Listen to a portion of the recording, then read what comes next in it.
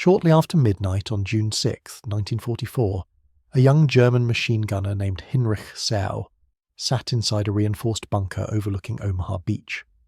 The concrete walls were cold and damp, and the only sound was the soft scraping of cloth against metal as he cleaned his MG42. In his uniform pocket he carried a letter from his girlfriend, written weeks earlier, promising loyalty and hope for a future after the war. Just days before, he had replied confidently, assuring her that any Allied landing would be crushed and that the attackers would be driven back into the sea. His certainty had been strengthened by a recent visit from Field Marshal Erwin Rommel, who had inspected the defences and praised their effectiveness. Outside, the English Channel lay silent beneath the night sky. The water reflected faint starlight, and the horizon appeared empty. Nothing hinted at the enormous force assembling beyond view. By evening, So would be physically and emotionally shattered, sitting among mountains of spent cartridges, his weapon damaged by constant firing, staring in disbelief at an enemy presence that seemed endless.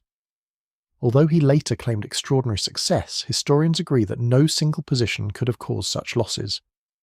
What unfolded that day would demonstrate how individual skill was overwhelmed by sheer scale. For years, Germany had invested enormous resources into fortifying Europe's western coastline. The Atlantic Wall was presented as an unbreakable shield, stretching from Scandinavia to the Iberian Peninsula. Along the French coast, vast quantities of concrete and steel had been shaped into bunkers, gun emplacements, and underground shelters. At Omaha Beach, the shoreline was packed with obstacles, mines, and firing positions designed to turn any landing into a massacre. Behind the beaches lay additional defensive belts meant to slow and destroy any advance inland. German planners believed these fortifications, supported by artillery and machine guns, could repel any invasion. Their calculations assumed a limited attack and sufficient supplies to meet it. Neither assumption would prove correct. In early June, harsh weather convinced German forecasters that large-scale operations were impossible. Strong winds and rough seas appeared to guarantee safety for weeks. Many commanders relaxed their alertness, and senior officers left their stations. Even Rommel travelled away from the front. The Allies, however, possessed superior weather intelligence. Reports from distant stations and reconnaissance flights revealed a short break in the storms.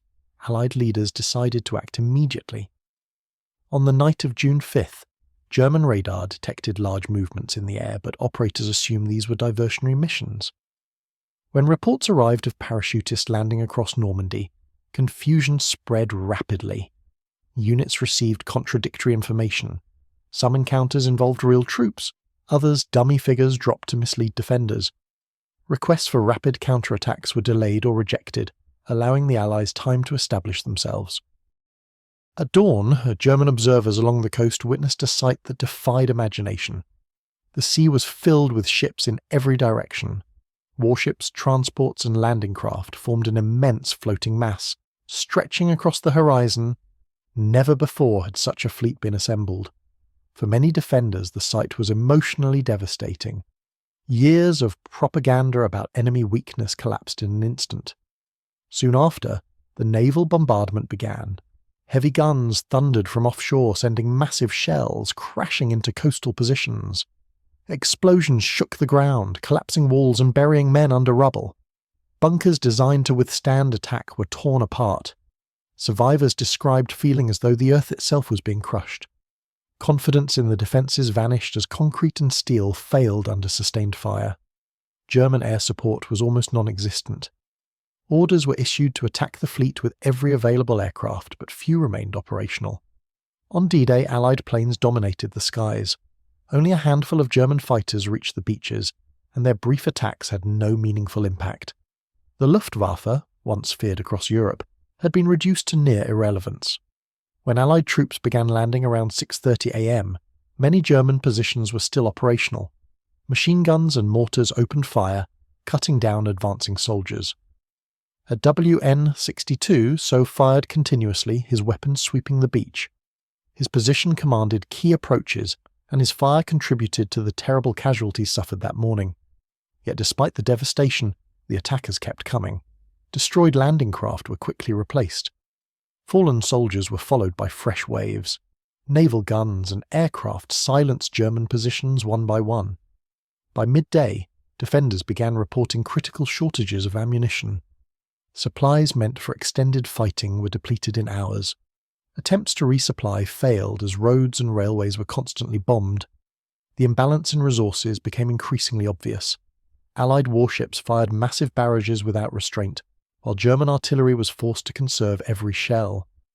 Armoured reserves remained immobilised by rigid command systems and fear of air attack. When they finally moved, Allied aircraft and specialised tanks neutralised them. Behind the front, airborne troops created widespread disruption. Bridges were seized, roads blocked, and communication lines destroyed. German units hesitated, unsure of enemy locations. Rumours and false reports spread rapidly. Many soldiers fired blindly, fearing invisible enemies. Command structures began to collapse as headquarters lost contact with their forces. By evening, it was clear that the coastal defences had failed. Key strongpoints were destroyed or isolated.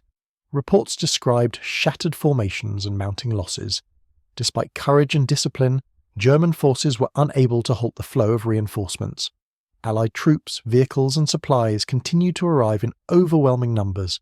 In the days that followed, the invasion transformed into a permanent presence. Artificial harbours were constructed, supply convoys operated with remarkable efficiency, and entire divisions were equipped and deployed within days. German reinforcements struggled to reach the front. Many units lost vehicles and men before even engaging the enemy. By mid-June, exhaustion and despair were spreading through German ranks. Casualties increased, replacements were insufficient, and confidence disappeared. Occasional battlefield successes offered temporary encouragement, but had no strategic effect. Allied losses were quickly replaced, German losses were not. The capture of Cherbourg further weakened German morale. A port expected to resist for months fell after intense but brief fighting. It confirmed what many officers already knew. Germany lacked the resources to compete. In July, Operation Cobra shattered German lines through massive air bombardment, enabling a decisive Allied breakthrough. The final destruction came in the Falaise pocket. Encircled forces were subjected to relentless attacks from air and artillery. Thousands were killed or captured, and vast quantities of equipment were destroyed. Survivors described roads filled with burning vehicles and dead animals, and skies filled with attacking aircraft. Many surrendered simply to stay alive. By the end of the Normandy campaign, German losses were catastrophic. Hundreds of thousands were killed, wounded or captured. Armoured and air units were virtually wiped out. Allied losses, though significant, were quickly replaced. The numbers alone revealed the outcome. Germany could not match Allied production. High-ranking officers acknowledged this reality in their reports. They described overwhelming enemy superiority in every category. Skill, experience, and bravery could not compensate for industrial inferiority. Rommel himself warned that the situation was becoming hopeless. Normandy proved that modern warfare had changed. Victory no longer depended primarily on courage or tactical brilliance, but on factories, supply systems, and organizational capacity. American industry produced weapons and equipment on a scale Germany could not approach. War had become a process of mass production. For soldiers like So, this truth was painfully clear. He had believed his training and weapon could stop the invasion. Instead, he witnessed endless replacements erase every success.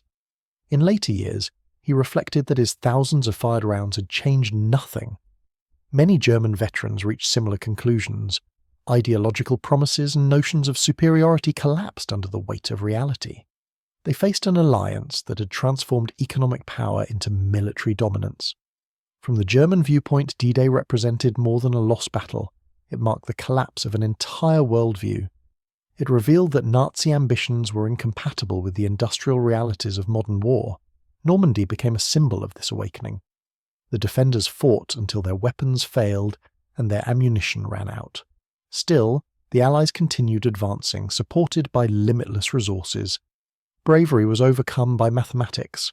What had been promised as a decisive victory became an irreversible defeat. On June 6th, they had expected to repel the invaders. Instead, they were overwhelmed by a tide of ships, planes, and soldiers that no fortress could stop. the invasion swept away not only Germany's defences, but also its last illusions of victory. Thank you for watching until the end. If you found this video interesting or informative, please consider giving it a like and subscribing to the channel for more historical content like this. Your support really helps the channel grow and makes it possible to keep bringing you new videos. Don't forget to turn on notifications so you won't miss the next upload.